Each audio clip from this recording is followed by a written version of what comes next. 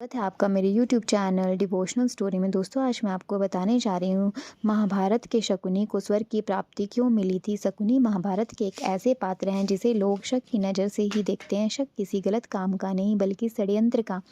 शकुनी को महाभारत में हमेशा षड्यंत्र करते ही दिखाया गया है। जैसे ही महाभारत के प्रत्येक पात्र की अपने आप में ही एक अलग कहानी है, वैसे ही शकुनी की भी एक कहानी है जिसे बहुत ही कम लोग जानते हैं। कहते हैं कि हालात इंसान को किसी भी हद तक गिरने में मजबूर कर देते हैं।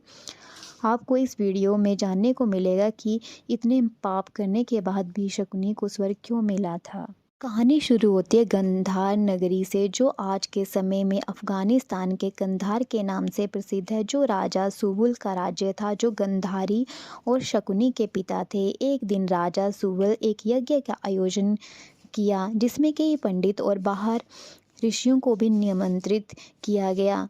यज्ञ में एक ज्योतिषी भी पहुंचे जिसने राजा सुबुल को यह बताया कि उनकी बेटी गंधारी की किस्मत में एक ग्रह दोष चढ़ा हुआ है, जिससे भी उसका विवाह होगा वो भी विवाह से कुछ देर बाद ही मारा जाएगा। राजा सुबुल ये सुन काफ़ी दुखी हुए। गांधारी जो राजा सुबुल की इकलौती बेटी थी और उन्हें बहुत ही प्यारी थी। गांधारी के भविष्य को सुधारने के लिए राजा ने उनका विवाह एक बकरे से कर दिया और फिर उस बकरे की बलि चढ़ा दी गई ताकि उनकी बेटी के सिर से ये दोष हट जाए। गांधारी जो राजा सुबुल की इकलौती बेटी थी और उन्हें बहुत ही प्यारी थी। गांधारी के भविष्य को सुधारने के लिए राजा ने उनका विवाह एक बकरे से कर दिया था और फिर उस बकरे की बलि चढ़ा दी ताकि उनकी बेटी के सिर से यह दोष हट जाए। अब गांधारी के सिर से यह दोष हट गया, कम से कम उनके परिवार वालों को यही लगा।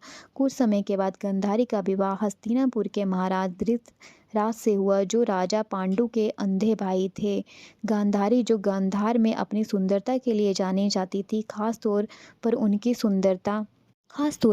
सुंदर आंखों के लिए गांधारी विवाह के पश्चात उसे अंधकार में धकेल दिया था जिसमें धृतराष्ट्र जी रहा था। इस बात से शकुनी बिल्कुल भी खुश नहीं था। सब कुछ ठीक रहता अगर धृतराष्ट्र को गांधारी के पहले विवाह के बारे में नहीं पता चलता, परंतु वो दिन भी आ गया जब धृतराष्ट्र को अपनी पत्नी गांधारी के पहले विवाह के बारे में पता चला और उसे ऐसे लगा कि उसके साथ विश्वासघात हुआ है। पर वो हस्तिनापुर का अपराजित और जय चक्रवर्ती महाराज था। आखिर उसे कोई कैसे मूर्ख बना गया।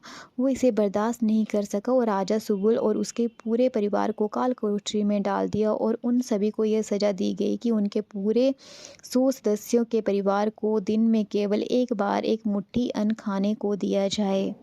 एक मुट्ठी अन्न से भला पूरे परिवार का पेट कैसे भरता। ये जानबूझकर ही ये दंड दिया गया था ताकि ये सभी भूख से मर जाएं। राजा सुबुल ने ये सोचा कि अगर मैंने अभी कुछ नहीं किया तो मेरा पूरा परिवार ही मर जाएगा। तो उसने एक उपाय सोचा कि हर एक दिन अगर किसी एक को एक मुट्ठी अनाज खाने को मिल जाए तो वो जिंदा बच सकता है। इस प्रकार उनका कुल खत्म नहीं होगा। लेकिन वो कौन होगा, खुद राजा सुबुल, उनका बड़ा बेटा या अन्य कोई? तो राजा सुबुल ने अपनी बेटों की परीक्षा लेने के लिए सोचा, ये जानने के लिए कि उनमें से सबसे ज़्यादा बुद्धिमान कौन है और जो अपने परिवार का बदला ले सकता है, क्योंकि वो जानता था कि वो समय अब आ गया है। सुबुल ने कुछ सोचा और एक हड्डी ली और हड्डी में एक धागा डालने को अपने पूरे परिवार के सदस्य को कहा, लेकिन सभी इस काम में विफल रहे। लेकिन शकुनी ने धागे की एक तरफ अन्न बांधा तो दूसरी तरफ ओर से चींटी को अन्न को पीछा करते हुए चींटी एक दूसरे की ओर चली गई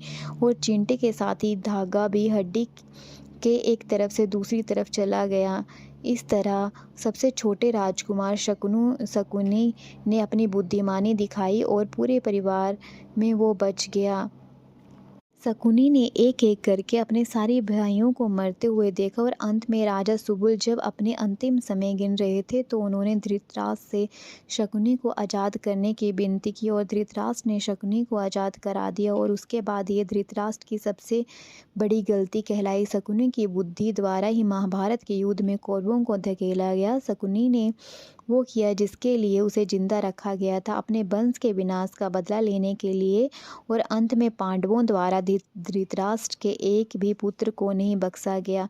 शकुनी को कोई भी एक अच्छे इंसान के रूप में नहीं देखता, पर यह कहा जाता है कि शकुनी को अंत में स्वर्ग नसीब हुआ था, क्योंकि शकुनी ने अपने मकसद को पूरा करने के लिए अपनी जान भी दे दी थी, और जो कुछ भी उसने किया वो अपने परिवार और गांधारी के साथ हुए अन्याय के चलते किया।